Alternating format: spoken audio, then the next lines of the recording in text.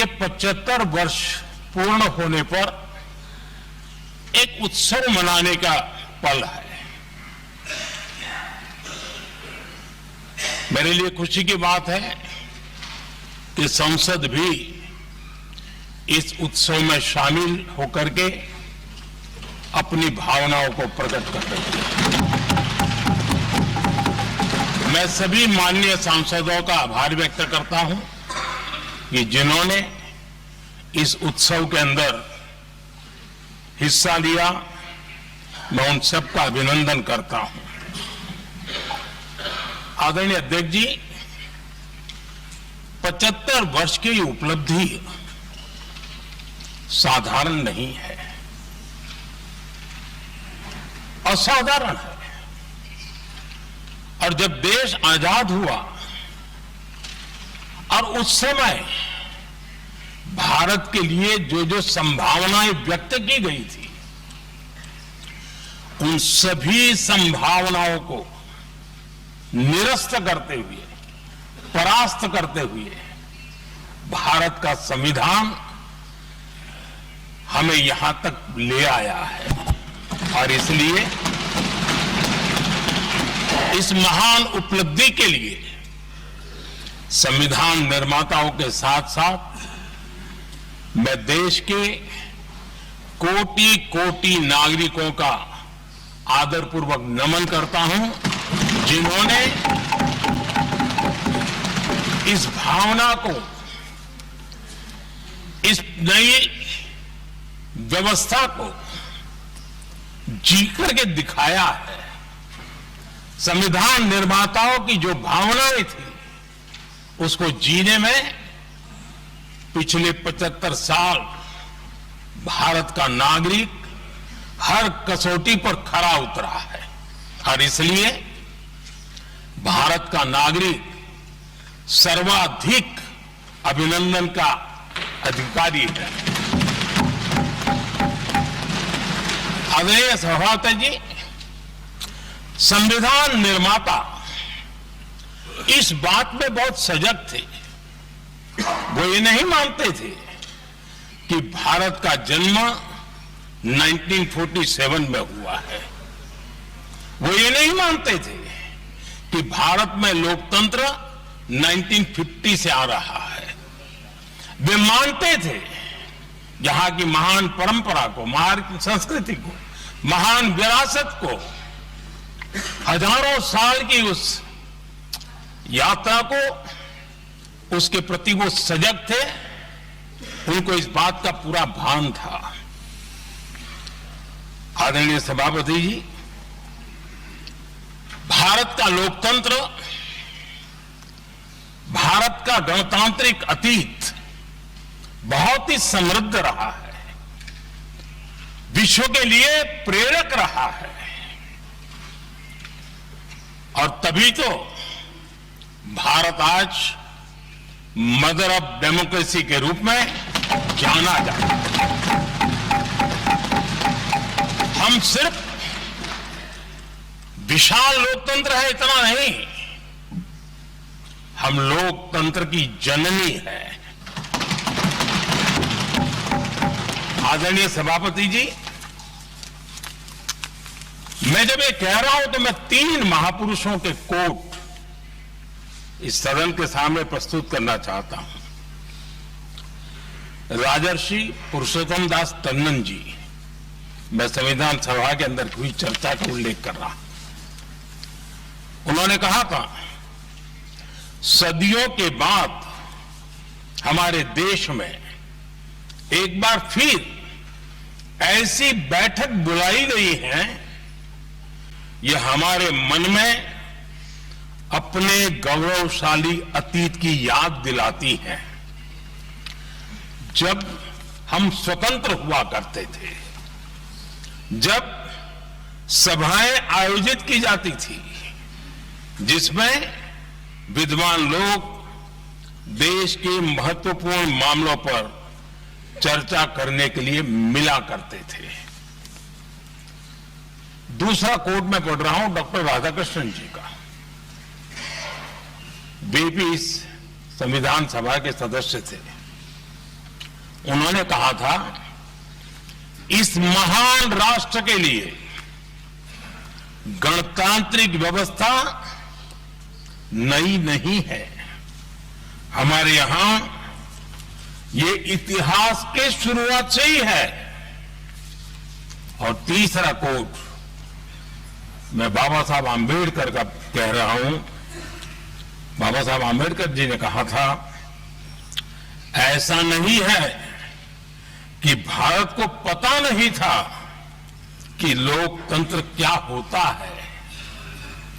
एक समय था जब भारत में कई गणतंत्र हुआ करते थे। आदरणीय सभापति जी, हमारे संविधान के निर्माण की प्रक्रिया में हमारी देश की नारी शक्ति ने संविधान को सशक्त करने में बहुत बड़ी भूमिका निभाई थी। संविधान सभा में 15 माननीय महिला सदस्य थी और सक्रिय सदस्य थी। मौलिक चिंतन के आधार पर उन्होंने संविधान सभा की डिबेट को समृद्ध किया था। और वे सभी बहनें अलग अलग बैकग्राउंड थी, अलग अलग क्षेत्र की थी। और संविधान में उन्होंने जो जो सुझाव दिए, उन सुझावों का संविधान के निर्माण पर बहुत बड़ा प्रभाव रहा था।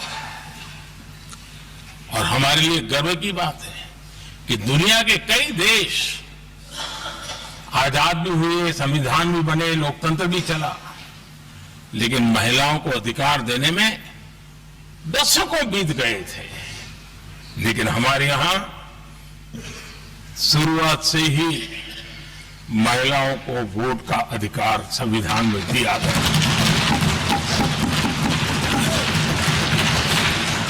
आदरणीय सभापति जी, जब G20 समिट हुई, उसी भावना को आगे बढ़ाते हुए, क्योंकि संविधान की भावना को लेकर के हम सब जीने वाले लोग हैं, हमने G20 की अध्यक्षता के दरमियान विश्व के सामने विमेन लेड डेवलपमेंट का विचार रखा। और विश्व के अंदर विमेन डेवलपमेंट से अब आगे जाने की जरूरत है। और इसलिए हमने विमेन लेड डेवलपमेंट की चर्चा को अंजाम दिया। इतना ही नहीं, हम सभी सांसदों ने मिलकर के एक स्वर से नारी शक्ति बंधन अधिनियम पारित करके हमारी महिला शक्ति को भारतीय लोकतंत्र में उनकी भागीदारी सुनिश्चित करने के लिए हम लोगों ने कदम उठाए। आदरणीय सभापति जी, आज हम देख रहे हैं हर बड़ी योजना के सेंटर में महिलाएं होती है। और ये जब संविधान के हम 75 वर्ष मना रहे हैं, ये संयोग है और अच्छा संयोग है कि भारत के राष्ट्रपति के पद पर एक आदिवासी महिला है। ये हमारे संविधान की भावना की एक अभिव्यक्ति भी।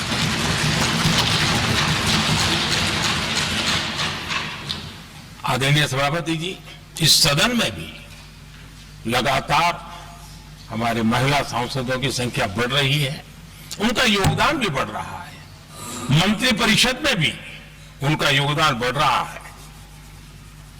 आज सामाजिक क्षेत्र हो, राजनीतिक क्षेत्र हो, शिक्षा का क्षेत्र हो, खेलकूद का क्षेत्र हो, क्रिएटिव वर्ल्ड की दुनिया हो, जीवन के हर क्षेत्र में महिलाओं का योगदान,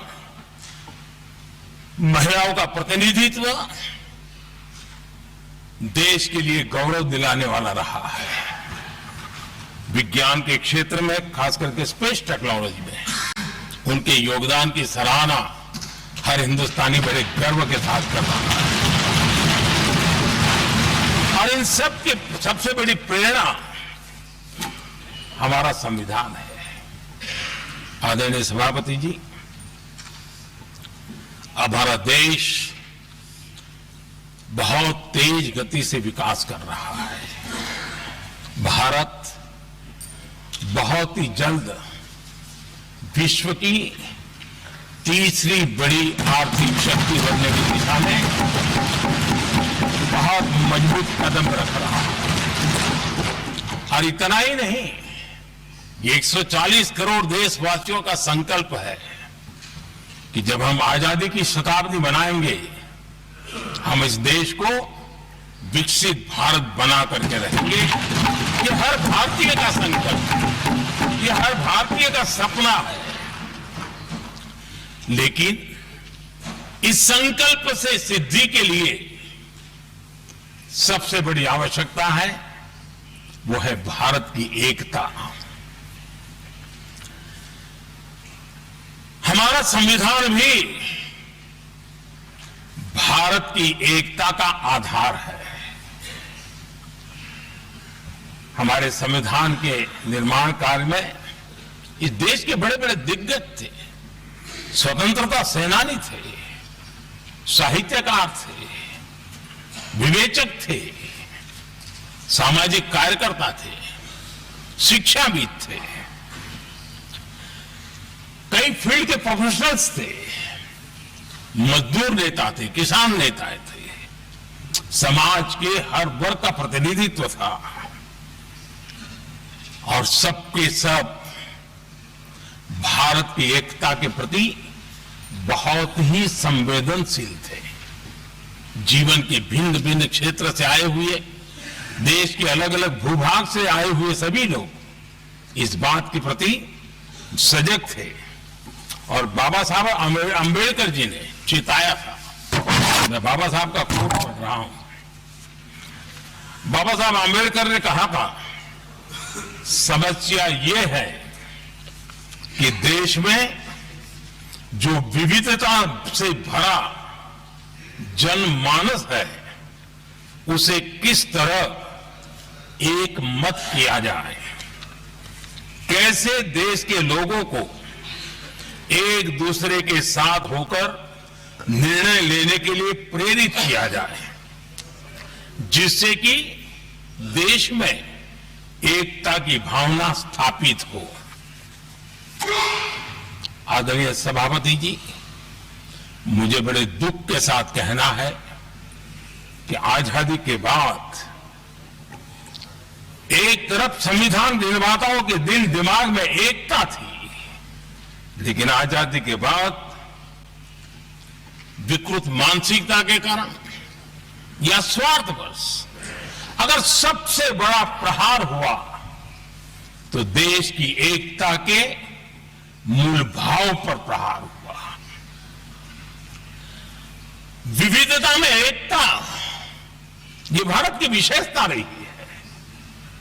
हम विविधता को सेलिब्रेट करते हैं और इस देश की प्रगति भी विविधता को सेलिब्रेट करने में है।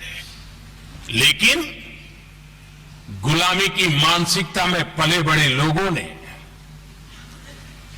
भारत का भला न देख पाने वाले लोगों ने, और जिनके लिए हिंदुस्तान 1947 में ही पैदा हुआ ही जो धारणा बननी थी, उनके लिए वो विविधता में विरोधाभास ढूंढते रहे। इतना ही नहीं, विविधता के इस अमूल्य खजाना है हमारा, उसको सेलिब्रेट करने के बजाय उस विविधता में ऐसे जहरीले बीज बोने के प्रयास करते रहे ताकि देश की एकता को चोट पहुंचे। आदरणीय सभापति जी, हमें विविधता का उत्सव हमारे जीवन का अंग बनाना होगा और वही बाबा साहब आंबेडकर को सच्ची श्रद्धांजलि होगी। आदरणीय सभापति जी, मैं संविधान के प्रकाश में ही मेरी बातों को रखना चाहता हूं और इसलिए अगर आप हमारी नीतियों को देखेंगे, पिछले 10 साल देश की जनता ने हमें जो सेवा करने का मौका दिया है, हमारे निर्णयों की प्रक्रिया को देखेंगे तो भारत की एकता को मजबूती देने का निरंतर हम प्रयास करते रहे हैं। आर्टिकल 370 देश की एकता में रुकावट बना पड़ा था, दीवार बना पड़ा था। देश की एकता हमारी प्राथमिकता थी, जो कि हमारी संविधान की भावना थी, और इसलिए धारा 370 को हमने जमीन पर उतार दिया, क्योंकि देश की एकता हमारी प्राथमिकता है। आदरणीय सभापति जी, इस इतने बड़े विशाल देश में अगर आर्थिक रूप से हमें आगे बढ़ना है, हमारी व्यवस्थाओं को और विश्व को भी निवेश के लिए आना है, तो भारत में अनुकूल व्यवस्थाएं चाहिए। और उसी में से हमारे देश में एक लंबे अरसे तक जीएसटी को लेकर के चर्चा चलती रही। मैं समझता हूं इकोनॉमिक यूनिटी के लिए जीएसटी ने बहुत बड़ी भूमिका अदा की है। उस समय पहले की सरकार का भी कुछ योगदान है। वर्तमान समय में हमको इसको आगे बढ़ाने का अवसर मिला और हमने इसको किया, और वो भी वन नेशन वन टैक्स उस भूमिका को आगे बढ़ा रहा है। आदरणीय सभापति जी, हमारे देश में राशन कार्ड गरीब के लिए बहुत बड़ी मूल्यवान दस्तावेज रहा है, लेकिन गरीब अगर एक राज्य से दूसरे राज्य जाता था तो गरीब कुछ भी उसकी प्राप्त करने का हकदार नहीं बनता था। इतना बड़ा देश पर उसका किसी भी कोने में जाए उसका उतना ही अधिकार है। एकता के उस भाव को मजबूत करने के लिए हमने one nation one ration card की बात को मजबूत की। आदरणीय सभापति जी, देश के गरीब को, देश के सामान्य नागरिक को अगर मुफ्त में इलाज मिले तो गरीबी से लड़ने की उसकी ताकत अनेक गुना बढ़ जाती है। लेकिन उसके लिए जहां वो काम करता है वहां पर तो मिल जाए, लेकिन किसी काम बस वो बाहर गया है और वहां पर वो जीवन और मृत्यु की लड़ाई लड़ता हो, ऐसे समय अगर उसको सुविधा नहीं मिलेगी तो व्यवस्था किस काम की।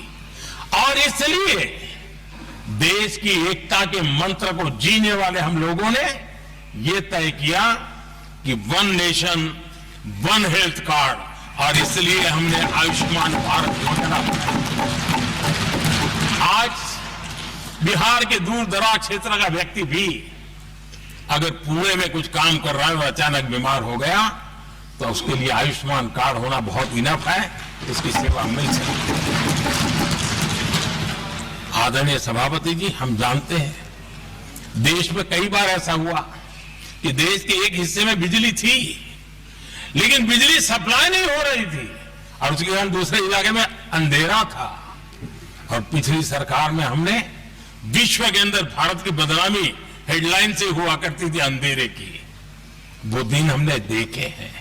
और तब जाकर के एकता के मंत्र को लेकर के संविधान की भावना को जीने वाले हम लोगों ने वन नेशन वन ग्रिड को परिपूर्ण कर दिया, और इसलिए आज बिजली के प्रवाह को निर्विरोध रूप से हिंदुस्तान के हर कोने में ले जाया जा सकता है।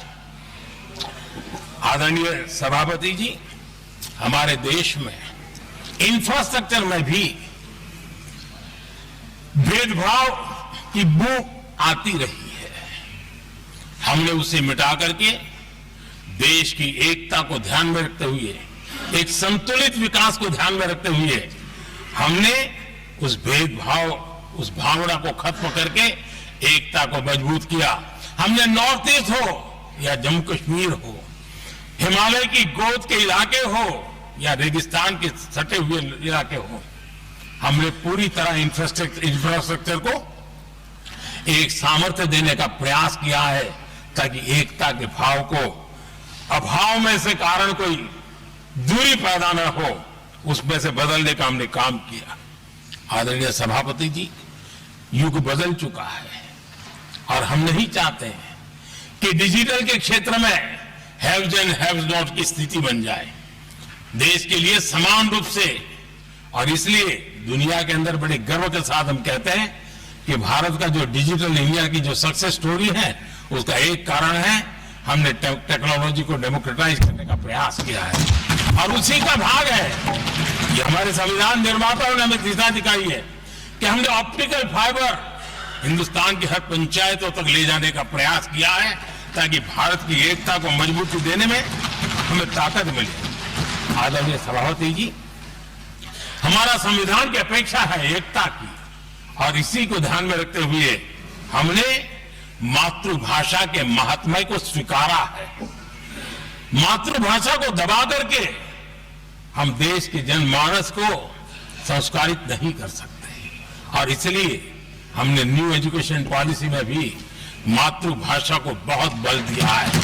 और अब देश का गरीब का बच्चा भी मातृभाषा में डॉक्टर इंजीनियर बन सकता है, क्योंकि हमारा संविधान सबसे पीछे है, उनकी सबसे दरकार करने का हमें आदेश देता है। इतना ही नहीं, हमने क्लासिकल लैंग्वेज की दिशा में भी कई लैंग्वेजेस जो जिनका हक बनता था उनको हमने उस स्थान पर रख करके हमने उनका सम्मान किया था। देश भर में एक भारत श्रेष्ठ भारत का अभियान देश के एकता को मजबूत, नई पीढ़ी को वो संस्कारित करने का काम हमारी तरफ से चल रहा है। आदरणीय सभापति जी, काशी तमिल संगमम और तेलुगु काशी संगमम यह आज एक बहुत बड़ा इंस्टीट्यूशनलाइज हुआ है और समाज के निकटता को मजबूती देने का एक सांस्कृतिक प्रयास भी हमारा चलता रहा है, क्योंकि उसका कारण यही है कि संविधान की मूल धारा में भारत की एकता का महात्म्य स्वीकार किया गया है और उसको हमें बल देना चाहिए। आदरणीय सभापति जी,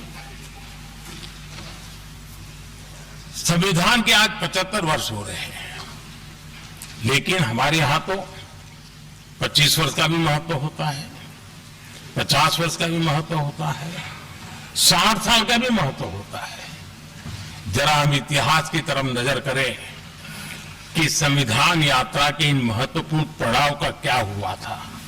जब देश संविधान के 25 वर्ष पूरे कर रहा था, उसी समय हमारे देश में संविधान को नोच लिया गया, इमरजेंसी आपातकाल लाया गया।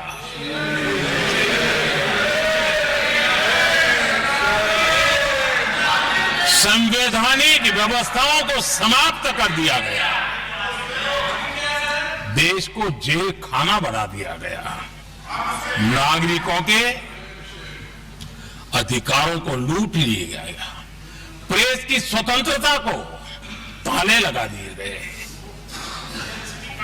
और कांग्रेस के माथे पर जो पाप है ना, वो कभी भी धुलने वाला नहीं है, कभी भी धुलने वाला। यह अच्छा नहीं है। दुनिया में जब जब लोकतंत्र की चर्चा होगी, कांग्रेस के माथे का एक पाप कभी धुलने वाला नहीं है, क्योंकि लोकतंत्र का गला घोंट दिया गया था। भारत के संविधान निर्माताओं की तपस्या को मिट्टी में मिलाने की कोशिश की गई थी। आदरणीय सभापति जी,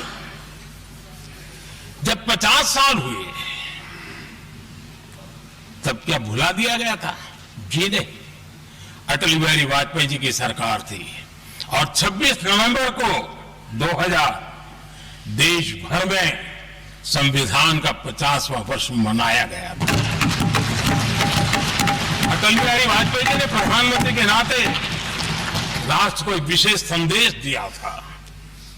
एकता, जनभागीदारी, साझेदारी, उसके महत्व पर बल देते हुए उन्होंने संविधान की भावना को जीने का प्रयास किया था, जनता को जगाने का भी प्रयास किया था। और अध्यक्ष जी, जब देश संविधान का 50 वर्ष मना रहा था और जब 50 वर्ष की पूर्णाहुति हुई तो ये मेरा भी सौभाग्य था कि मुझे भी संविधान की प्रक्रिया से मुख्यमंत्री बनने का अवसर मिल गया।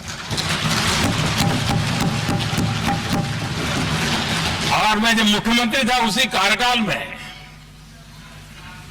संविधान के 60 साल हुए और तब मैंने तय किया था मुख्यमंत्री के नाते कि हम गुजरात में संविधान के 60 साल मनाएंगे। और इतिहास में पहली बार ऐसा हुआ है जब संविधान के ग्रंथ को हाथी पर बनाई हुई अंबाड़ी में रखा गया उस विशेष व्यवस्था में रखा गया। हाथी पर संविधान की यात्रा निकल, संविधान गौरव यात्रा निकाली गई और राज्य का मुख्यमंत्री उस संविधान के नीचे हाथी के बगल में पैदल चल रहा था और देश को संविधान का महत्व समझाने का सांकेतिक प्रयास कर रहा था। ये सौभाग्य भी मुझे प्राप्त हुआ था क्योंकि हमारे लिए संविधान का महत्व क्या है। और आज 75 साल हुए हमें अवसर मिला और मुझे याद है जब मैंने लोकसभा के पुराने सदन के अंदर जब 26 नवंबर को संविधान दिवस मनाने की बात कही थी तब एक वरिष्ठ नेता ने सामने से आवाज उठाई थी कि 26 जनवरी तो है, 26 नवंबर की क्या जरूरत है। क्या भावना घर कर गई थी। ये बहुत पुरानी बात नहीं है, इसी सदन में मेरे सामने हुआ था। लेकिन आदरणीय सभापति जी, मेरे लिए खुशी की बात है कि इस विशेष सत्र में अच्छा होता संविधान की शक्ति, संविधान की विविधताओं पर चर्चा होती, नई पीढ़ी को काम आता। लेकिन हर एक की अपनी अपनी मजबूरियां होती है, हर कोई अपना दुख किसी न किसी रूप में प्रकट करता रहता है। कईयों ने अपनी विफलताओं का दुख प्रकट किया है। अच्छा होता दलगत भावनाओं से उठ करके देश हित में संविधान की चर्चा हुई होती तो समृद्धि मिलती अनेक देश की नई पीढ़ी को। आदरणीय सभापति जी, मैं तो संविधान के प्रति विशेष आदर का भाव व्यक्त करना चाहूंगा। इस संविधान की भावना थी कि मेरे जैसे अनेक लोग जो यहां पहुंच नहीं पाते, ये संविधान था जिसके कारण हम पहुंच पाए। क्योंकि हमारा कोई बैकग्राउंड नहीं था, हम यहां तक कैसे आते।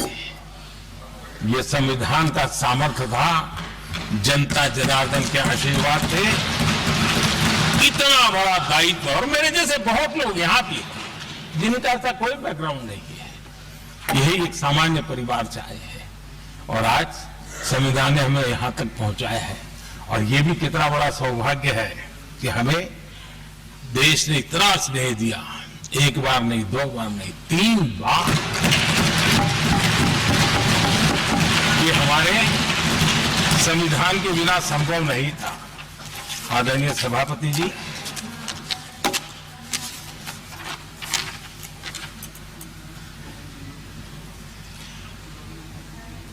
उतार चढ़ाव तो आए, कठिनाइयां भी आई, रुकावटें भी आई, लेकिन मैं फिर एक बार देश की जनता को नमन करता हूं कि देश की जनता पूरी ताकत के साथ संविधान के साथ खड़ी रही।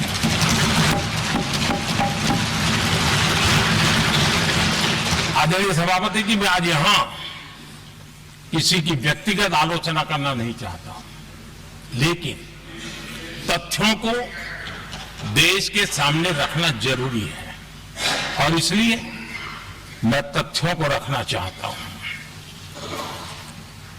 कांग्रेस के एक परिवार ने संविधान को चोट पहुंचाने में कोई कोर कसर नहीं छोड़ी है।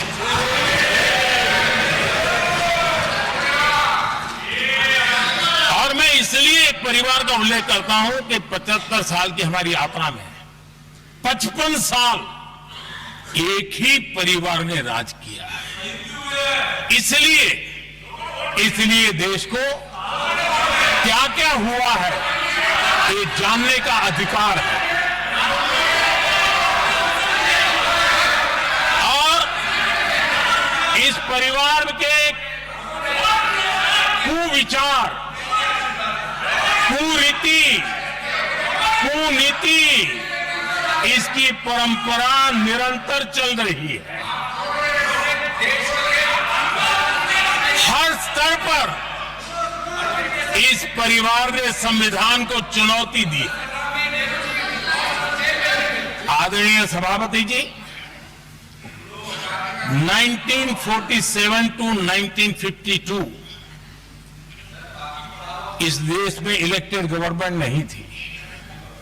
एक अस्थाई व्यवस्था थी, एक सिलेक्टेड सरकार थी और चुनाव नहीं हुए थे। और जब तक चुनाव न हो तब तक एक इंतरिम व्यवस्था के रूप में कोई खाका खड़ा करना चाहिए, किया गया था। 1952 के पहले राज्यसभा का भी गठन नहीं हुआ था, राज्यों में भी कोई चुनाव नहीं थे, जनता का कोई आदेश नहीं था। उसके बावजूद भी, और अभी भी तो संविधान निर्माताओं ने इतना मंथन करके संविधान बनाया था।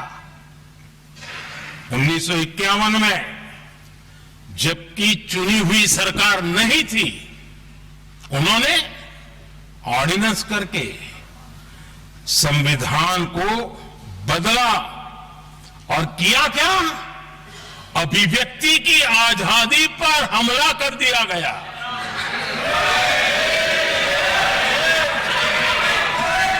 और ये संविधान निर्माताओं का भी अपमान था, क्योंकि ऐसी बातें कोई संविधान सभा में नहीं आई होगी, ऐसा नहीं है, लेकिन वहां उनकी चली नहीं। तो बाद में जैसे ही मौका मिला, उन्होंने अभिव्यक्ति की आजादी को, उस पर उन्होंने हथौड़ा मार दिया। और ये संविधान निर्माताओं का घोर अपमान है। अपने मन की चीजें जो संविधान सभा के अंदर नहीं करवा पाए, उन्होंने पिछले दरवाजे से किया, और वो भी चुनी हुई सरकार के वो प्रधानमंत्री नहीं थे, उन्होंने पाप किया था। इतना ही नहीं, आदरणीय सभापति जी, उसी दौरान उस समय के प्रधानमंत्री पंडित नेहरू जी ने मुख्यमंत्रियों को एक चिट्ठी लिखी थी। उस चिट्ठी में उन्होंने लिखा था, नेहरू जी लिखते हैं, अगर संविधान हमारे, आगे नेहरू जी लिखते हैं, अगर संविधान हमारे रास्ते के बीच में आ जाए, ये नेहरू जी लिख रहे हैं, अगर संविधान हमारे रास्ते के बीच में आ जाए, आगे नेहरू जी कह रहे हैं, तो हर हाल में संविधान में परिवर्तन करना चाहिए। ये नेहरू जी ने मुख्यमंत्रियों को चिट्ठी लिखी।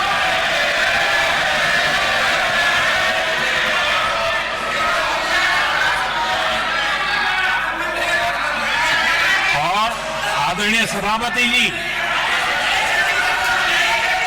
ये भी देखिए, 1951 में ये पाप किया गया, लेकिन देश चुप नहीं था।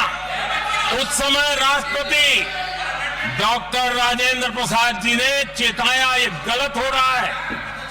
उस समय स्पीकर पद पर बैठे हुए हमारे स्पीकर महोदय ने भी पंडित जी को कहा, गलत कर रहे हो।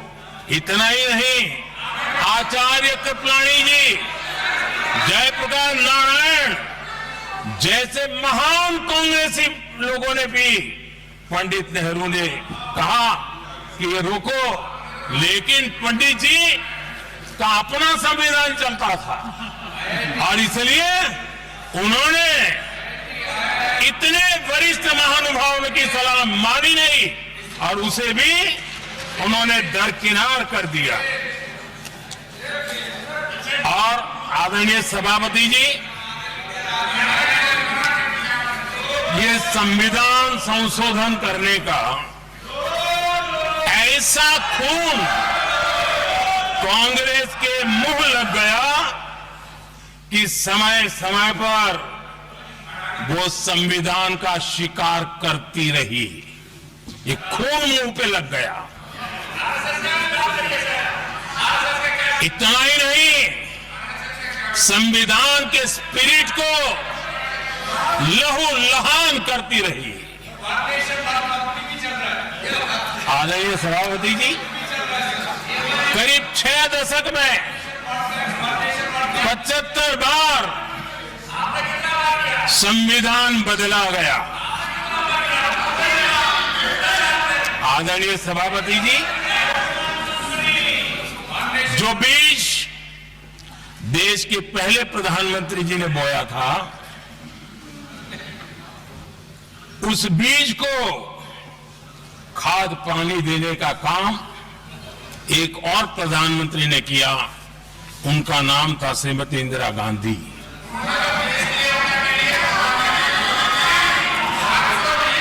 जो पाप पहले प्रधानमंत्री करके गए और जो खून लग गया था 1971 में, सुप्रीम कोर्ट का एक फैसला आया था। उस सुप्रीम कोर्ट के फैसले को संविधान बदल करके पलट दिया गया और 71 में ये संविधान संशोधन किया गया था। और क्या था, उन्होंने हमारे देश की अदालत के पंख काट दिए थे और यहां पर तो किया था कि संसद संविधान के किसी भी आर्टिकल में जो मर्जी पड़े वो कर सकती है और अदालत उसकी तरफ देख भी नहीं सकती है। अदालत के सारे अधिकारों को छीन लिया गया था। ये पाप 1971 में उस समय की प्रधानमंत्री श्रीमती इंदिरा गांधी ने किया था।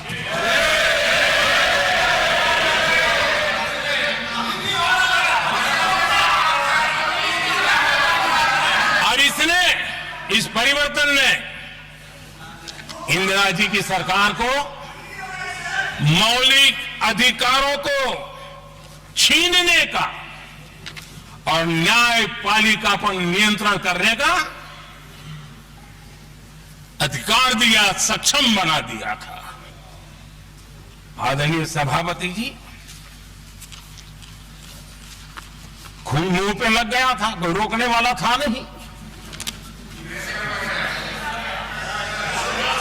और इसलिए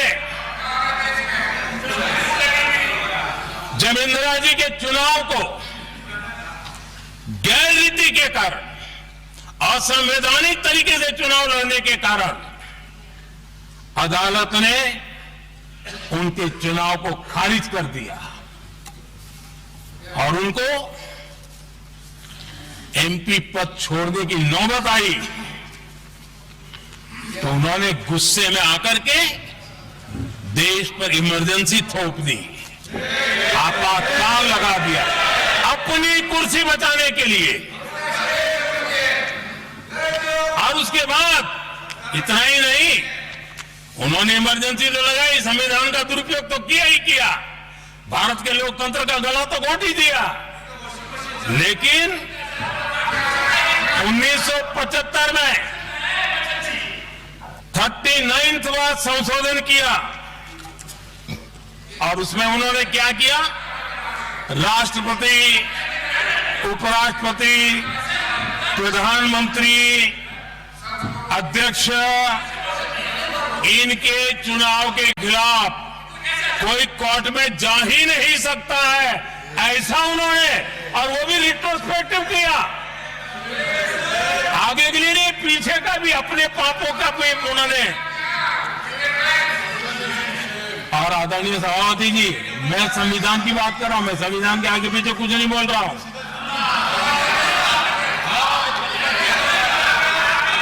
आदरणीय सभापति जी,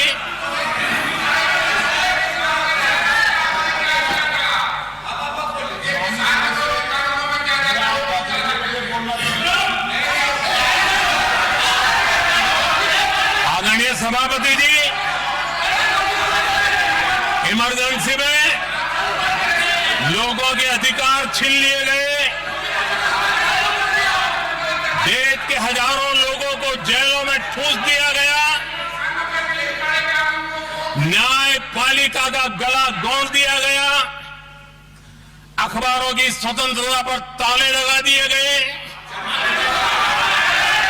इतना ही नहीं, कमिटेड जुडिशरी, इस विचार को उन्होंने पूरी ताकत दी। और इतना ही नहीं, जिस जस्टिस एच.आर. खन्ना ने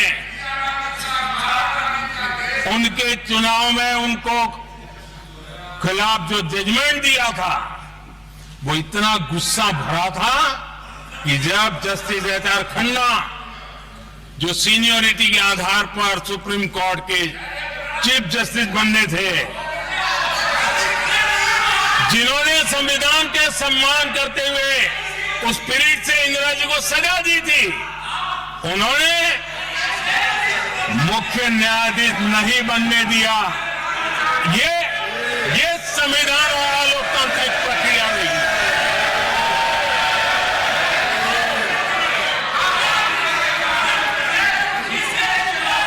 आदरणीय सभापति जी,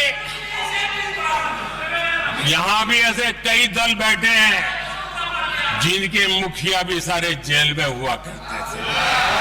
ये इनकी मजबूरी है कि वहां जाके बैठे हैं, उनको भी जेलों में ठूस दिया गया था। आदरणीय सभापति जी, देश पर जुल्म तांडव चल रहा था, निर्दोष लोगों को जेलों में ठूस दिया जाता था, लाठियां बरताई जाती थी, कई लोग जेलों में मौत के शरण हो गए थे, और एक निर्दयी सरकार संविधान को चूर चूर करती रही थी। आदरणीय सभापति जी, ये परंपरा यहां नहीं रुकी। जो परंपरा नेहरू जी ने शुरू की थी, जिसको दूसरे प्रधानमंत्री जी इंदिरा जी ने आगे बढ़ाया, क्योंकि खून मुंह पे लग गया था, और इसलिए राजीव गांधी जी प्रधानमंत्री बने। उन्होंने संविधान को एक और गंभीर झटका दे दिया। सबको समानता, सबको समानता, सबको न्याय, उस भावना को चोट पहुंचाई। आदरणीय सभापति जी, आपको मालूम है, सुप्रीम कोर्ट ने शाहबानो का जजमेंट दिया था। एक भारत की महिला को न्याय देने का काम संविधान की मर्यादा और स्पिरिट के आधार पर देश की सुप्रीम कोर्ट ने दिया था। एक वृद्ध महिला को उसका हक मिला था सुप्रीम कोर्ट से, लेकिन उस समय के प्रधानमंत्री राजीव गांधी ने शाहबानो की उस भावना को, सुप्रीम कोर्ट की उस भावना को नकार दिया, और उन्होंने वोट बैंक की राजनीति के खातिर संविधान की भावना को बलि चढ़ा दिया और कट्टरपंथियों के सामने सर झुकाने का काम कर दिया। उन्होंने न्याय के लिए तड़प रही एक वृद्ध महिला को साथ देने के बजाय उन्होंने कट्टरपंथियों का साथ दिया। संसद में कानून बना करके सुप्रीम कोर्ट के निर्णय को फिर एक बार पलट दिया गया। आदरणीय सभापति जी, बात वहां से नहीं अटकी है। नेहरू जी ने शुरू किया, इंदिरा जी ने आगे बढ़ाया, और राजीव जी ने भी उसको ताकत दी, खाद पानी देने का काम किया। क्यों? संविधान के साथ खिलवाड़ करने का लहू उनके मुंह लग गया। आदरणीय सभापति जी, अगली पीढ़ी भी इसी खिलवाड़ में जुड़ी पड़ी है।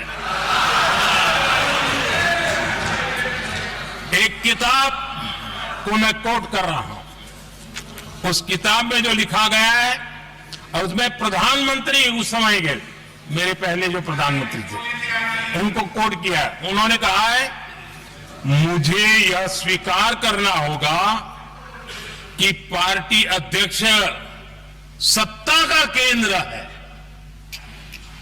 ये मनमोहन सिंह जी ने कहा है, जो किताब में लिखा गया है।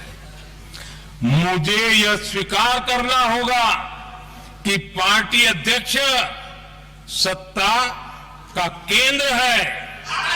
सरकार पार्टी के प्रति जवाबदेह है। इतिहास में पहली बार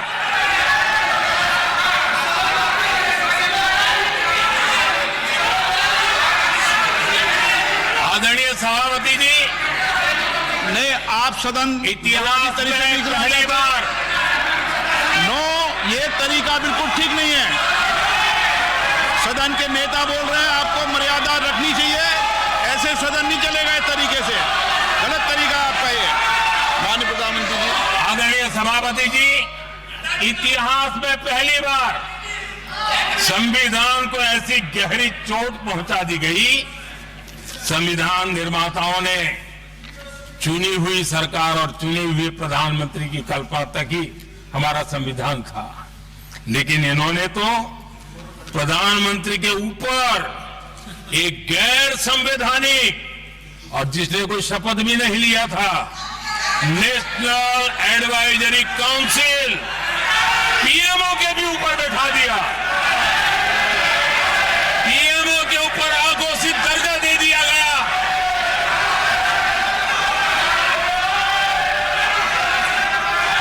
आदरणीय सभापति जी, इतना ही नहीं, और एक पीढ़ी आगे चले, और उस पीढ़ी ने क्या किया? भारत के संविधान के तहत देश की जनता जनार्दन सरकार चुनती है, और वो सरकार का मुखिया कैबिनेट बनाता है। ये संविधान के तहत है। इस कैबिनेट ने जो निर्णय किया, संविधान का अपमान करने वाले अहंकार से भरे लोगों ने पत्रकारों के सामने कैबिनेट के निर्णय को फाड़ दिया। संविधान को हर मौके पर संविधान के साथ खिलवाड़ करना, संविधान को न मानना, ये जिनकी आदत हो गई थी। और दुर्भाग्य देखिए, एक अहंकारी व्यक्ति कैबिनेट के निर्णय को फाड़ दे और कैबिनेट अपना फैसला बदल दे। ये कौन सी व्यवस्था? आदरणीय सभापति जी, मैं जो कुछ भी कह रहा हूं वो संविधान के साथ क्या हुआ उसी की बात कर रहा हूं। उस समय करने वाले पात्रों को लेकर किसी को परेशानी होती होगी, लेकिन बात संविधान की है। मेरे मन के और मेरे विचारों को मैं अभिव्यक्त नहीं कर रहा हूं।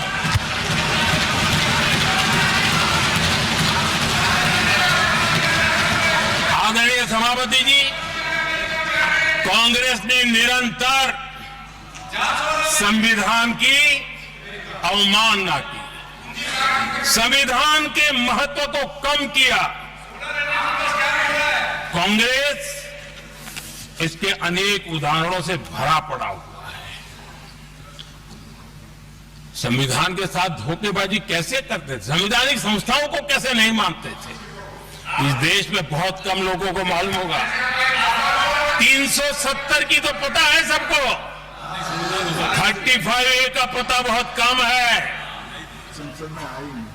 संसद में आए बिना, जबकि संसद में आना पड़ता, संसद को ही अस्वीकार कर दिया गया।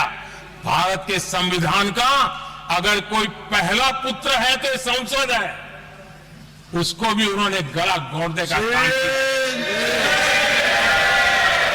35A जो संसद में लाए बिना उन्होंने देश पर थोप दिया, और अगर 35A न होता तो जम्मू कश्मीर में जो हालत पैदा हुई वो हालत पैदा न हुई होती।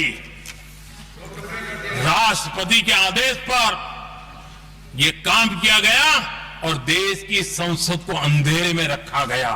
आदरणीय सभापति,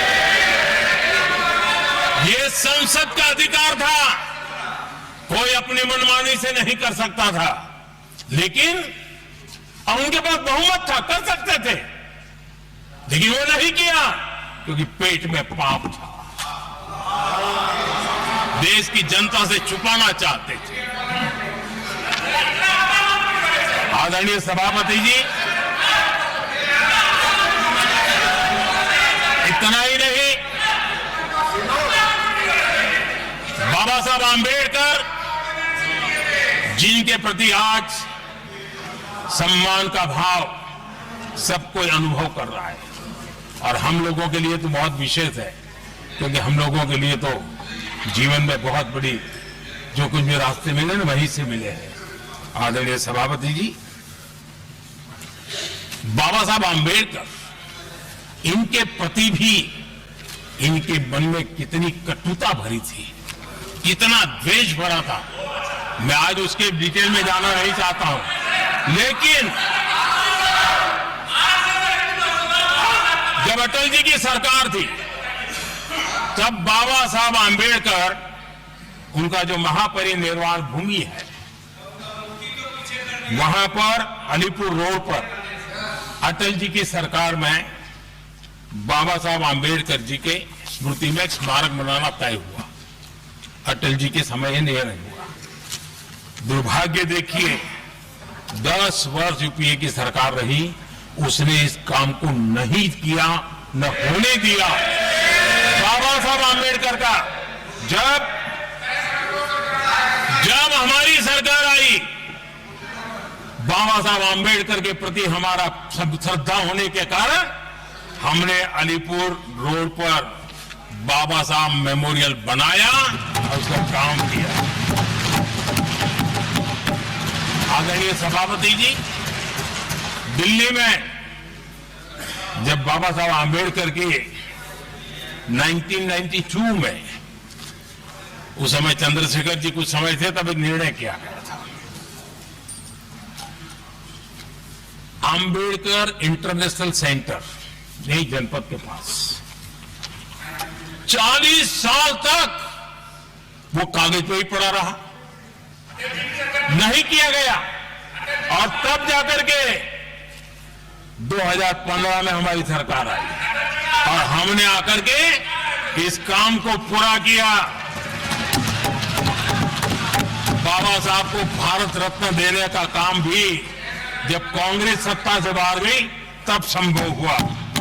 इतना ही नहीं, आदरणीय सभापति जी, बाबा साहब आंबेडकर के 125 साल तो हमने पूरी दुनिया में बनाए थे, विश्व के 120 देशों में बनाने का काम किया था, लेकिन जब बाबा साहब आंबेडकर की शताब्दी थी तब अकेली बीजेपी की सरकार थी मध्य प्रदेश में। सुंदरलाल जी पटवा हमारे मुख्यमंत्री जी थे, और महू में जहां बाबा साहब आंबेडकर जी का जन्म हुआ था उसको एक स्मारक के रूप में पुनर्निर्माण करने का काम सुंदरलाल पटवा जी जब मुख्यमंत्री थे तब मध्य प्रदेश में हुआ था। शताब्दी के समय भी उनके साथ यही किया गया था। आदरणीय सभापति जी,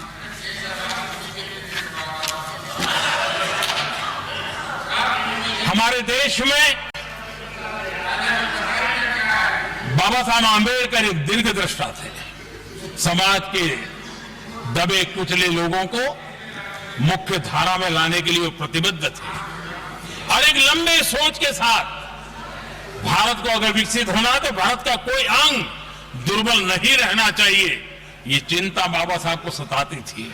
और तब जाकर के हमारे देश में आरक्षण की व्यवस्था बनी। लेकिन वोट बैंक की राजनीति में छुपे हुए लोगों ने, डूबे हुए लोगों ने धर्म के आधार पर, तुष्टीकरण के नाम पर आरक्षण के अंदर कुछ न कुछ नुक्सेदनी करने का प्रयास किया।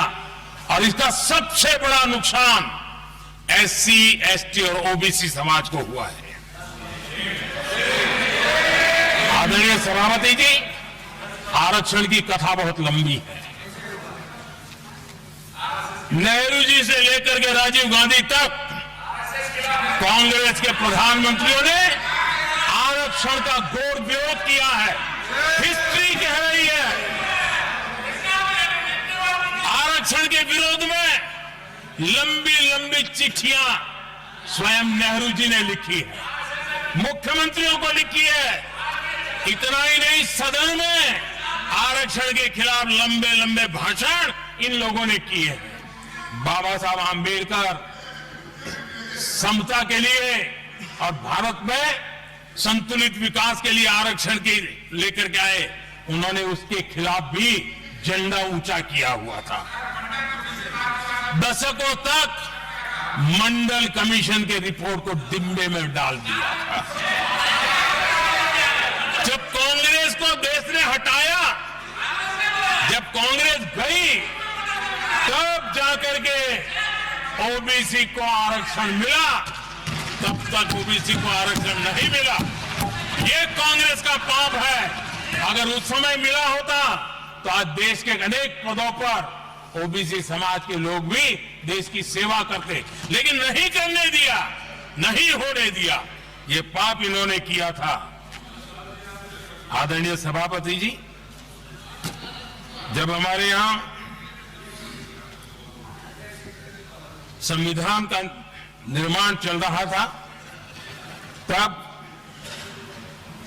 संविधान निर्माताओं ने धर्म के आधार पर आरक्षण होना चाहिए कि नहीं होना चाहिए, इस विषय पर घंटों तक, दिनों तक गहन चर्चा की है, विचार विमर्श किया है और सबका मत बना है कि भारत जैसे देश की एकता और अखंडता के लिए धर्म के, संप्रदाय के आधार पर आरक्षण नहीं हो सकता है। सुविचारित मत था, ऐसा नहीं कि भूल गए थे, रह गया था। सोच विचार कर तय किया गया था कि भारत की एकता और अखंडता के लिए संप्रदाय और धर्म के आधार पर यह नहीं होगा। लेकिन कांग्रेस ने सत्ता सुख के लिए, सत्ता भूख के लिए, अपनी वोट बैंक को खुश करने के लिए धर्म के आधार पर आरक्षण का नया खेल खेला है, जो संविधान की भावना के खिलाफ है। इतना ही नहीं, दे भी दिया कुछ जगह पे और सुप्रीम कोर्ट से झटके लग रहे हैं। और इसलिए अब दूसरे बहाने से बहाने बता रहे हैं, ये करेंगे वो करेंगे। मन में साफ है, धर्म के आधार पर आरक्षण देना चाहते हैं, इसलिए खेल खेले जा रहे हैं। संविधान निर्माताओं के भावनाओं पर गहरी चोट करने का यह निर्लज्ज प्रयास है। आदरणीय सभापति जी, आदरणीय सभापति जी,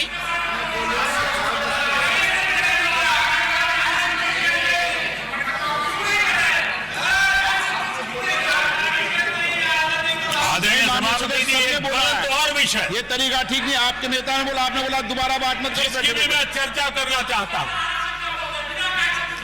और वो ज्वलंत विषय समान नागरिक संहिता, यूनिफॉर्म सिविल कोड। ये विषय भी संविधान सभा के ध्यान बाहर नहीं था। संविधान सभा ने यूनिफॉर्म सिविल कोड को लेकर के लंबी चर्चा की, गहन चर्चा की, और उन्होंने बहस के बाद निर्णय किया कि अच्छा होगा कि जो भी सरकार चुन करके आए वो उसका निर्णय करे और देश में यूनिफॉर्म सिविल कोड लागू करे। ये संविधान सभा का आदेश था। और बाबा साहब आंबेडकर ने कहा था, जो लोग संविधान को समझते नहीं है, देश को समझते नहीं है, सत्ता भूख सेवा कुछ पड़ा नहीं है, उनको पता नहीं है बाबा साहब ने क्या कहा था। बाबा साहब ने कहा था, धार्मिक आधार पर बने, मैं बाबा साहब की बात कर रहा हूं, इतना वीडियो कट करके घुमाना मत। आदरणीय सभापति जी, बाबा साहब ने कहा था, धार्मिक आधार पर बने पर्सनल लॉ को खत्म करने की बाबा साहब ने जोरदार वकालत की थी। उस समय के सदस्य के.एम. मुंशी जी ने कहा था, समान नागरिक संहिता को राष्ट्र की एकता और आधुनिकता के लिए अनिवार्य बताया था। कमा मुंशी जी। सुप्रीम कोर्ट ने भी कई बार कहा है कि देश में यूनिफॉर्म सिविल कोड जल्द से जल्द लाना चाहिए। सरकारों को आदेश दिए हैं सुप्रीम कोर्ट ने। और उसी संविधान की भावना को ध्यान में रखते हुए, संविधान निर्माताओं की भावनाओं को ध्यान में रखते हुए हम पूरी ताकत से लगे हुए हैं सेक्युलर सिविल कोड की। और आज कांग्रेस के लोग संविधान निर्माताओं की भावना का भी, सुप्रीम कोर्ट की भावना का भी अनादर कर रहे हैं, क्योंकि उनकी राजनीति को सूट नहीं करता है। उनके लिए संविधान वो पवित्र ग्रंथ नहीं है, उनके लिए एक हथियार है राजनीति का। खेल खेलने का हथियार बना दिया। लोगों को डराने के लिए संविधान को हथियार बनाया जाता है। आदरणीय सभापति जी, और ये कांग्रेस पार्टी, उनको तो संविधान शब्द भी उनके मुंह में शोभा नहीं देता है। इसलिए जो अपनी पार्टी के संविधान को नहीं मानते हैं, जिन्होंने अपनी पार्टी के संविधान को कभी स्वीकार नहीं किया है, क्योंकि संविधान को स्वीकार करने के लिए लोकतांत्रिक स्पिरिट लगता है, जो जिनकी रगों में नहीं है। सत्तावाद और परिवारवाद भरा पड़ा है। अब आप देखिए जो कैसी शुरुआती कितनी गड़बड़ हुई है। मैं कांग्रेस की बात कर रहा हूं। 12 कांग्रेस की प्रदेश की कमेटियों ने, 12 प्रदेश कमेटियों ने सरदार पटेल के नाम पर सहमति दी थी। नेहरू जी के साथ एक भी कमेटी नहीं थी, नॉट अ सिंगल। संविधान के तहत सरदार साहब ही देश के प्रधानमंत्री बनते हैं, लेकिन लोकतंत्र में श्रद्धा नहीं, खुद के संविधान पर विश्वास नहीं, खुद के ही संविधान को स्वीकारना नहीं, और सरदार साहब देश के प्रधानमंत्री नहीं बन सके और ये बैठ गए। जो लोग अपनी पार्टी के संविधान को, जो लोग अपनी पार्टी के संविधान को नहीं मानते, वो कैसे देश के संविधान को स्वीकार कर सकते हैं।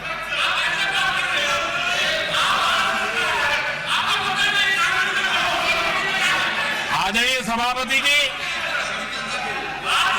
जो लोग संविधान में लोगों के नाम ढूंढते रहते हैं, मैं जरा बताना चाहता हूं, कांग्रेस पार्टी के एक अध्यक्ष हुआ करते थे और वो अति पिछड़े समाज से आते थे।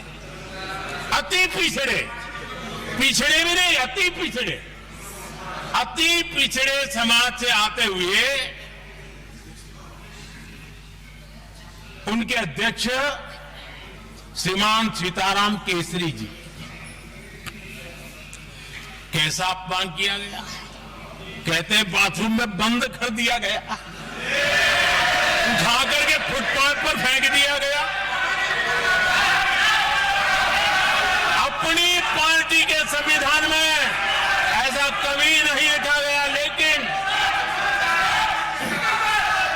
अपनी पार्टी के संविधान को न मानना, लोकतंत्र की प्रक्रिया को न मानना और पूरी कांग्रेस पार्टी पर एक परिवार ने कब्जा कर लिया, लोकतंत्र को नकार दिया। आदरणीय सभापति जी,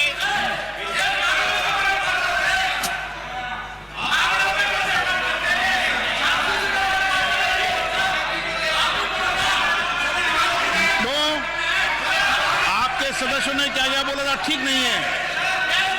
आप जब सदन के नेता बोल रहे हैं तो सदन की मर्यादा को रखो, अच्छी परंपरा को बनाओ। संविधान के साथ खिलवाड़ करना, संविधान के स्पिरिट को तहस नहस करना, ये कांग्रेस की रगों में रहा है। हमारे लिए संविधान,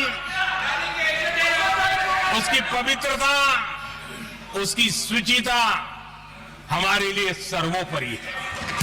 और ये शब्दों में नहीं है, जब जब हमें कसौटी पर कसा गया है, हम तप करके निकले हुए लोग हैं। मैं उदाहरण देना चाहता हूं। 1996 में सबसे बड़े दल के रूप में भारतीय जनता पार्टी जीत करके आई, सबसे बड़ा दल था। और राष्ट्रपति जी ने संविधान की भावना तहत सबसे बड़े दल को प्रधानमंत्री के शपथ के लिए बुलाया और 13 दिन सरकार चली। अगर हमें संविधान के स्पिरिट के प्रति हमारा भावना न होती तो हम भी ये बांटो, वो बांटो, ये दे दो, वो दे दो, इसको डिप्टी पीएम बना दो, इसको ढिकना बना दो, हम भी सत्ता सुख भोग सकते थे। लेकिन अटल जी ने सौदेबाजी का रास्ता नहीं चुना, संविधान के सम्मान का रास्ता चुना और 13 दिन के बाद इस्तीफा देना स्वीकार कर दिया। ये ऊंचाई है हमारी लोकतंत्र की। इतना ही नहीं, 1998 में एनडीए की सरकार थी, सरकार चल रही थी, लेकिन कुछ लोगों को हम नहीं तो कोई नहीं, ये जो एक परिवार का खेल चला है, अटल जी की सरकार को अस्थिर करने के लिए खेल चले गए। वोट हुआ, खरीद फरोख्त तब भी हो सकती थी, बाजार में माल तब भी बिकता था, लेकिन संविधान की भावना के प्रति समर्पित अटल बिहारी वाजपेयी जी की सरकार ने एक वोट से हारना पसंद किया, इस्तीफा दिया, लेकिन असंवैधानिक कोई कृत्य नहीं किया। ये हमारा इतिहास है, ये हमारे संस्कार है, ये हमारी परंपरा है। और दूसरी तरफ अदालत ने भी जिस पर थप्पा मार दिया, कैश फॉर वोट का कांड, एक लघुमती सरकार को बचाने के लिए संसद में नोटों के ढेर साक्ष्य के रूप में रखे गए, असंवैधानिक तरीका। सरकार बचाने के लिए भारत के लोकतंत्र की भावना को बाजार बना दिया गया, वोट खरीदे गए। आदरणीय सभापति जी, 90 के दशक में कई सांसदों को रिश्वत देने का पाप, यह संविधान की भावना थी कि 140 करोड़ वासियों के मन में जो लोकतंत्र पनपा है, उस लोकतंत्र के साथ यह खिलवाड़। कांग्रेस के लिए सत्ता सुख, सत्ता की भूख, यही एकमात्र कांग्रेस का इतिहास है, कांग्रेस का वर्तमान है। आदरणीय सभापति जी, 2014 के बाद एनडीए को सेवा का मौका मिला। संविधान और लोकतंत्र को मजबूती मिली। ये पुरानी जो बीमारियों थी, उस बीमारी से मुक्ति का हमने एक अभियान चलाया। बीते 10 साल यहां से पूछा गया, हमने भी संविधान संशोधन किए। जी हां, हमने भी संविधान संशोधन किए हैं, देश की एकता के लिए, देश की अखंडता के लिए, देश के उज्जवल भविष्य के लिए। आज संविधान की भावना के प्रति पूर्ण समर्पण के साथ किए हैं। हमने संविधान संशोधन किया, क्यों किया? इस देश का ओबीसी समाज तीन दशक से ओबीसी कमीशन को संवैधानिक दर्जा देने के लिए मांग कर रहा है। ओबीसी के सम्मान के लिए, उसको संवैधानिक दर्जा देने के लिए हमने संविधान संशोधन किया है। हमें गर्व है ये करने का। समाज के दबे कुचले लोगों को उनके साथ खड़े होना, ये हम अपना कर्तव्य मानते हैं, इसलिए संविधान संशोधन किया। आदरणीय सभापति जी, इस देश में एक बहुत बड़ा वर्ग था, वो किसी भी जाति में क्यों न जन्मा हो, लेकिन गरीबी के कारण अवसरों को वो पा नहीं सकता था, आगे बढ़ नहीं सकता था। और इसलिए उसने असंतोष की ज्वाला भड़क रही थी और सबकी मांग रहती थी, कोई निर्णय नहीं करता था। हमने संविधान संशोधन किया, सामान्य जन के गरीब परिवार के 10% आरक्षण का किया, और ये पहला आरक्षण का संशोधन था। देश में कोई विरोध का स्वर नहीं उठा, हर किसी ने प्यार से उसको स्वीकार किया। संसद ने भी सहमति के साथ पारित किया, क्योंकि समाज की एकता की उसमें ताकत पड़ी थी, संविधान की भावनाओं का भाव पड़ा था, सबने सहयोग किया था, तब जाकर के हुआ था। आदरणीय सभापति जी, जी हां, हमने भी संविधान में संशोधन किए हैं, लेकिन हमने संविधान में संशोधन किया महिलाओं को शक्ति देने के लिए। संसद और विधानसभा में, और संसद का पुराना भवन गवाह है, जब देश महिलाओं को आरक्षण देने के लिए आगे बढ़ रहा था और कानून बिल पेश हो रहा था, तब उन्हीं का एक साथी दल वेल में आता है,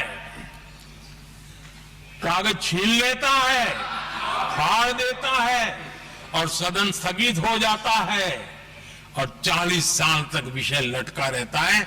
और वो आज उनके मार्गदर्शक है, जिन्होंने देश की महिलाओं के साथ अन्याय किया, वो उनके मार्गदर्शक है।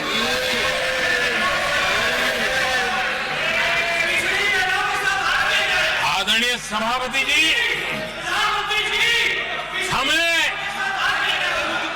हमने संविधान संशोधन किया, हमने देश की एकता के लिए किया। बाबा साहब आंबेडकर का संविधान 370 की दीवार के कारण जम्मू कश्मीर की तरफ देख भी नहीं सकता था। हम चाहते थे बाबा साहब आंबेडकर का संविधान हिंदुस्तान के हर हिस्से में लगना चाहिए, और इसलिए बाबा साहब को श्रद्धांजलि भी देनी थी, देश की एकता को मजबूत करना था। हमने संविधान संशोधन किया, डंके की चोट पर किया और 370 को हटाया, और भारत की सुप्रीम कोर्ट ने भी अब तो उसको मोहर लगा दी है। आदरणीय सभापति जी, हमने 370 का हटाने के लिए संशोधन किया। हमने ऐसे कानून भी बनाए। जब देश का विभाजन हुआ,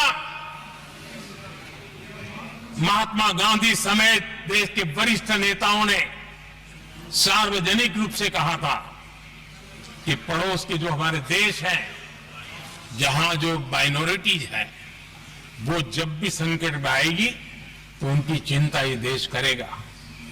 गांधी जी ने का वचन था, जो उनके नाम पर सत्ता पर चढ़ जाते थे उन्होंने तो पूरा नहीं किया, हमने सीएए ला करके उसको पूरा किया।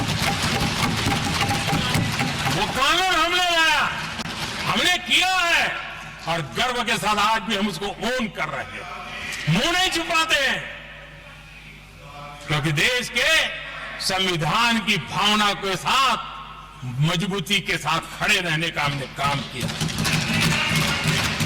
आदरणीय सभापति जी, हमने जो संविधान संशोधन किए हैं वो पुरानी गलतियों को ठीक करने के लिए किए, और हमने एक उज्जवल भविष्य का रास्ता मजबूत करने के लिए किए हैं, और समय बताएगा, समय की कसौटी पर हम खड़े उतरेंगे, क्योंकि सत्ता स्वार्थ के लिए किया गया पाप नहीं है, हमने देश हित में किया हुआ पुण्य है।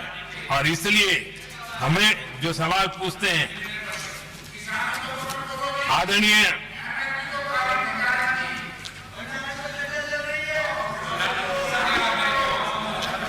सभापति जी, यहां संविधान पर अनेक भाषण हुए, अनेक विषय उठाए गए, हर एक की अपनी मजबूरियां होगी, राजनीति कुछ न कुछ करने के लिए कुछ करते होंगे, लेकिन आदरणीय सभापति जी, हमारा संविधान सबसे ज्यादा जिस बात को लेकर के संवेदनशील रहा है वो है भारत के लोग, वी द पीपल, भारत के नागरिक। संविधान उनके लिए है, उनके हितों के लिए है, उनके कल्याण के लिए है, उनकी गरिमा के लिए है, और इसलिए संविधान भारत के कल्याणकारी राज्य के लिए हमें दिशा निर्देश देता है, और कल्याणकारी राज्य का मतलब है जहां नागरिकों को भी गरिमा प्राप्त हो, उनको गरिमामय जीवन की गारंटी मिलनी चाहिए। हमारे कांग्रेस के साथियों को एक शब्द बहुत प्रिय है, मैं आज उस शब्द का उपयोग करना चाहता हूं, और उनका सबसे प्रिय शब्द जिसके बिना वो जी नहीं सकते, वो शब्द है जुमला। कांग्रेस के हमारे साथी उनको दिन रात जुमला, लेकिन इस देश को पता है हिंदुस्तान में अगर सबसे बड़ा जुमला कोई था और वो 4-4 पीढ़ी ने चलाया, वो जुमला था गरीबी हटाओ। ये ऐसा जुमला था, ये गरीबी हटाओ ऐसा जुमला था, उनकी राजनीति की रोटी तो सिकती थी, लेकिन गरीब का हाल ठीक नहीं होता था। आदरणीय सभापति जी, जरा कोई भी ये कहे आजादी के इतने सालों के बाद क्या एक डिग्निटी के साथ जीने वाले परिवार को क्या उसे टॉयलेट पे उपलब्ध नहीं होना चाहिए? क्या आपको ये काम करने की फुर्सत नहीं मिली? आज देश में टॉयलेट बनाने के अभियान को, जो गरीबों के लिए एक सपना था, उसकी डिग्निटी के लिए हमने इस काम को हाथ में लिया और हमने जी जान से उसे जुटे रहे। उसका मजाक उड़ाया गया, मुझे मालूम है, लेकिन उसके बाद भी सामान्य नागरिक के जीवन का गरिमा, ये हमारे दिल और दिमाग में होने के कारण हम डिगे नहीं, हम अड़े रहे, हम आगे बढ़ते चले गए और तब जाकर के ये सपना साकार हुआ। माताएं बहनें खुले में सोच जा रही थी, या तो सूर्योदय के पहले या सूर्योदय के बाद, और आपको कभी पीड़ा नहीं हुई। और उसका कारण यह था कि आपने गरीबों को और गरीबी को टीवी में देखा है, अखबार की सुर्खियों में देखा है, आपको गरीब की जिंदगी का पता नहीं, वरना आप इसके साथ ऐसा जुल्म नहीं करते। आदरणीय सभापति जी, इस देश के 80% जनता पीने के शुद्ध पानी के लिए तरसती रही। क्या मेरा संविधान में रोकता था क्या? संविधान तो ये चाहता था कि सामान्य मानवीय की सुविधाओं को ध्यान दिया जाए। आदरणीय सभापति जी, ये काम भी हमने बड़े समर्पण भाव से आगे बढ़ाया है। आदरणीय सभापति जी,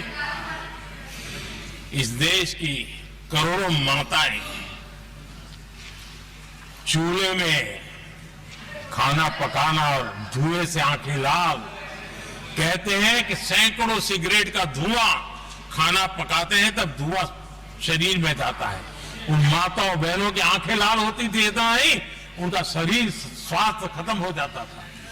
उनको धुएं से मुक्ति का काम, और 2013 तक क्या चर्चा चलती थी, 9 सिलेंडर देंगे कि 6 सिलेंडर देंगे।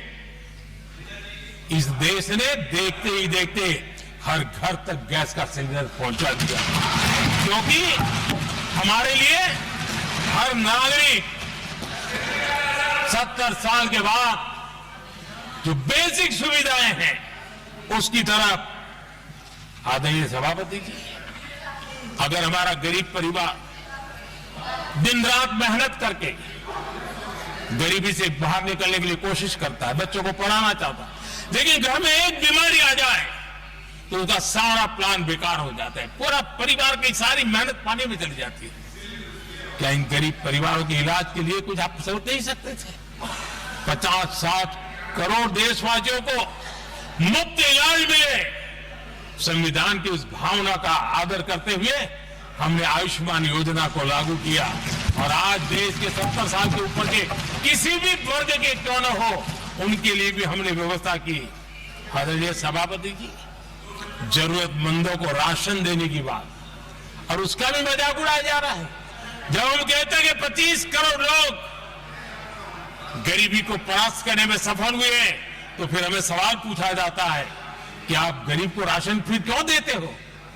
आदरणीय सभापति जी, जो गरीबी से निकल के आया है, उसे पता होता है कि अस्पताल में भी एक पेशेंट स्वस्थ होने के बाद जब छुट्टी देते हैं ना, तो डॉक्टर भी कहता है कि आप घर जाइए, तबीयत ठीक है, ऑपरेशन अच्छा हुआ है, लेकिन महीने पर ये जरा संभालना, ये मत करना, क्योंकि पेशेंट दोबारा तकलीफ में ना आए, गरीब दोबारा गरीब न बने, इसलिए उसका हैंड होल्डिंग जरूरी है।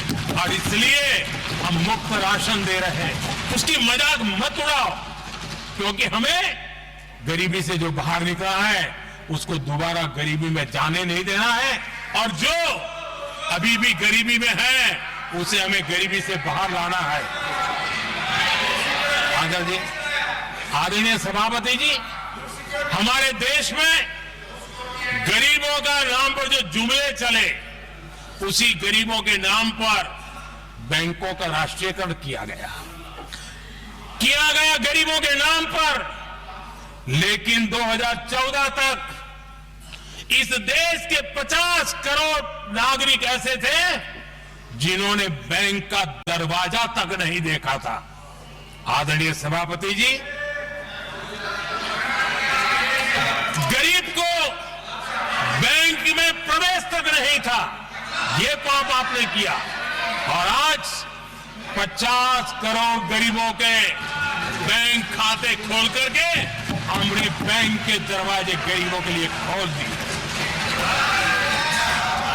इतना ही नहीं, ये एक प्रधानमंत्री कहते थे कि दिल्ली से 1 रुपया निकलता है तो 15 पैसा पहुंचता है, लेकिन उपाय उनको आता नहीं था। उपाय हमने दिखाया। आज दिल्ली से 1 रुपया निकलता है, 100 के 100 पैसे गरीब के खाते में जमा होते हैं। क्यों? हमें बैंक का सही इस्तेमाल क्या करना, बैंक का सही उपयोग क्या करना। माननीय सदस्य मोबाइल नहीं देखें। आदरणीय सभापति जी, देखें। बिना गारंटी के ऋण देश के अंदर जिन लोगों को बैंक के दरवाजे तक जाने की इजाजत नहीं थी, आज स्थापित सरकार का संविधान के प्रति जो समर्पण है ना, आज बिना गारंटी वो बैंक से लोन ले सकता है। ये ताकत हमने गरीब को दी है। आदरणीय सभापति जी, गरीबी हटाओ का जुमला इसी के कारण जुमला बनकर के रह गया। गरीब को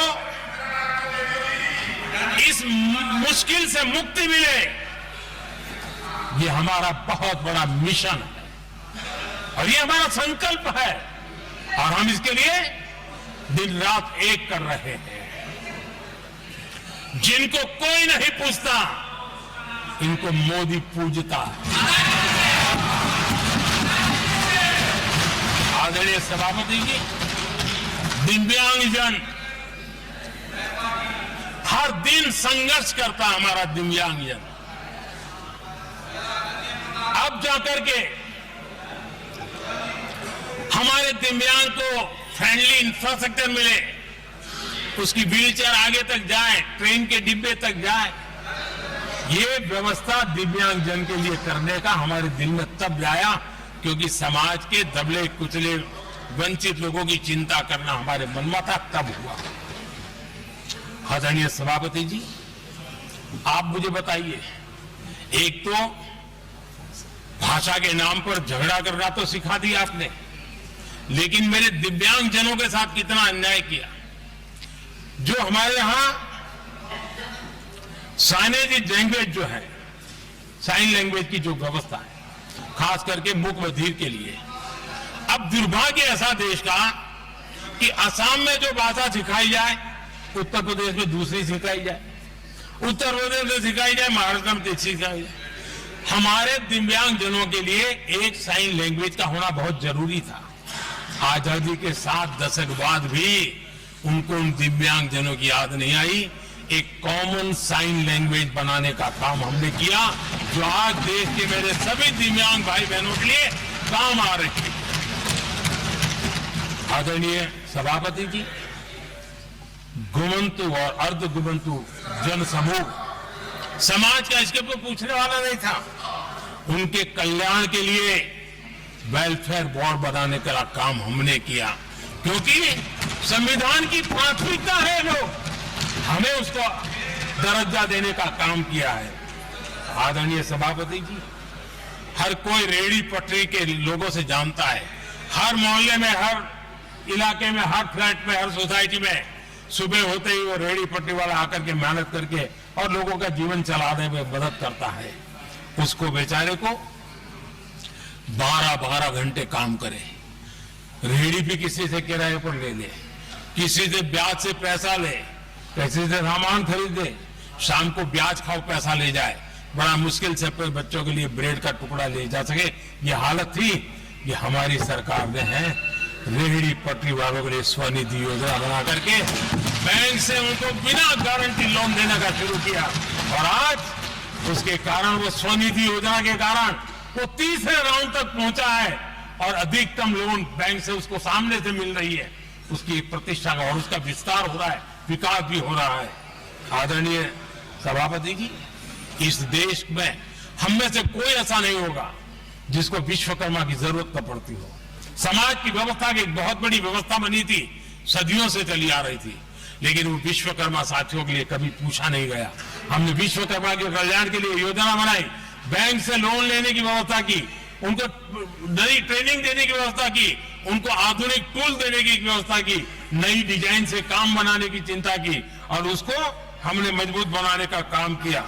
आदरणीय सभापति जी, ट्रांसजेंडर जिसको परिवार ने धुतकार दिया, जिसको समाज ने धुतकार दिया, जिसकी कोई चिंता करने वाला नहीं था, ये हमारी सरकार है। इसको भी भारत के संविधान ने हक दिए हैं उस ट्रांसजेंडर के अधिकारों के लिए कानून और व्यवस्थाएं बनाने का काम हमने किया। उनको गरिमापूर्ण जीवन मिले, उनके अधिकारों की सुरक्षा के लिए हमने काम किया। आदरणीय सभापति जी, हमारे आदिवासी समाज इतनी सारी बातें करते, मुझे तो याद है मैं जब गुजरात का मुख्यमंत्री बना तो हमारे यहाँ उमरगांव से अंबाजी तक एक पूरा बेल्ट, गुजरात का पूर्वी हिस्सा पूरा आदिवासी बेल्ट, और एक कांग्रेस के मुख्यमंत्री आदिवासी रह चुके थे। इतने सालों के बाद भी उस पूरे इलाके में एक भी साइंस स्ट्रीम की स्कूल नहीं थी। मेरे आने से पहले एक भी साइंस स्ट्रीम की स्कूल नहीं थी।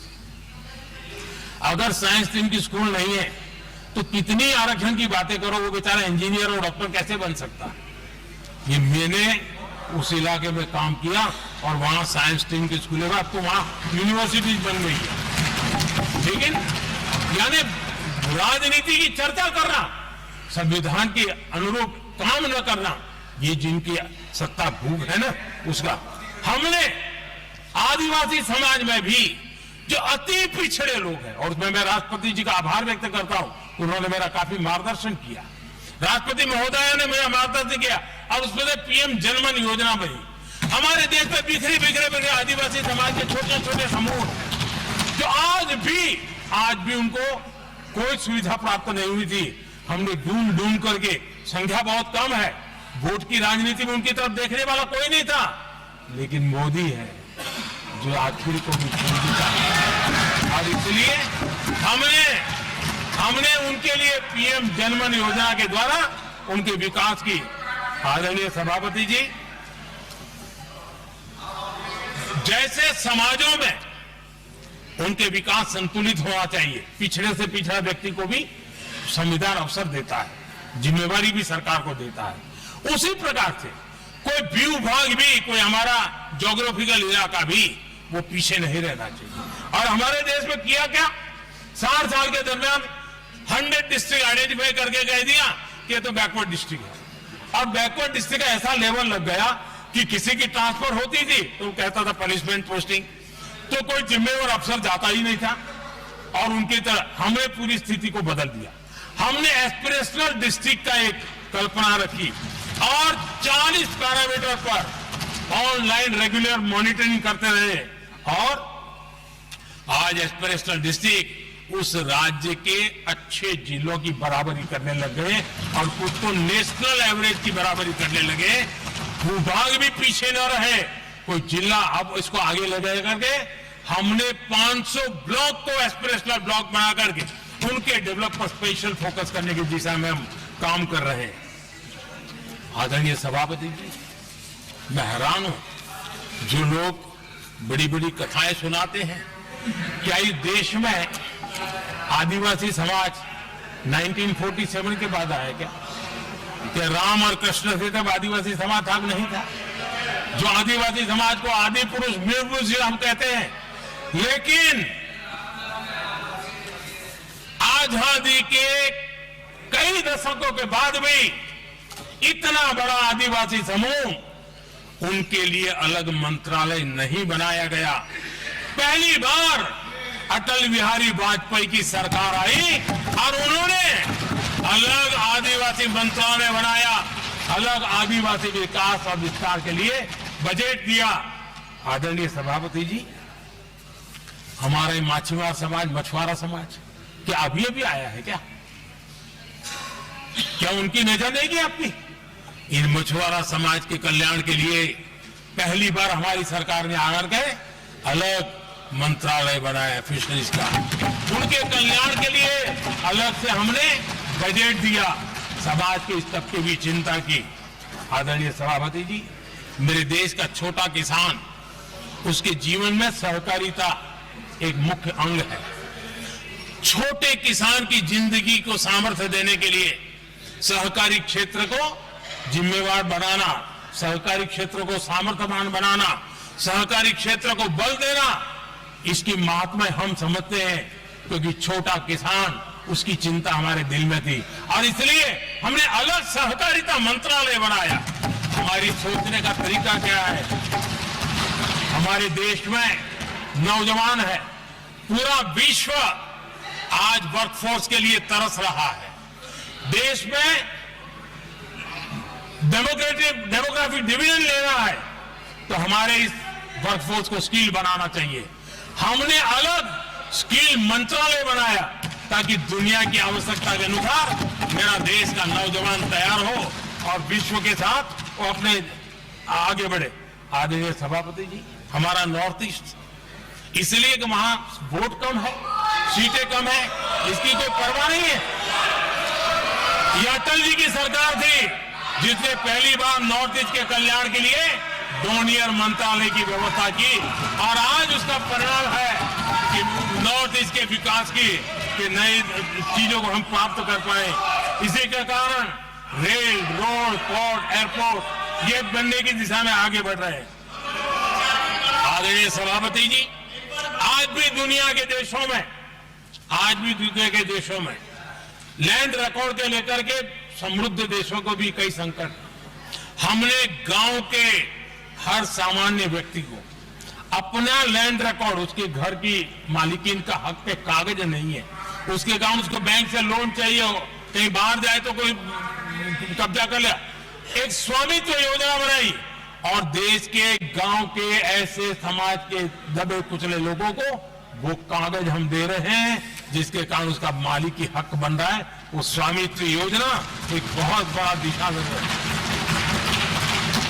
आदरणीय सभापति जी, इन सारे कामों के कारण पिछले 10 वर्ष में हमने जो प्रयास किया, हमने जिस प्रकार से गरीब को मजबूती देने का काम किया है, हमने जिस प्रकार से गरीब के अंदर एक नया आत्मविश्वास पैदा किया है और एक सही दिशा में चलने का परिणाम है कि आज इतने कम समय में मेरे देश के 25 करोड़ मेरे गरीब साथी गरीबी को परास्त करने में सफल हुए और हमें इस बात का गर्व है।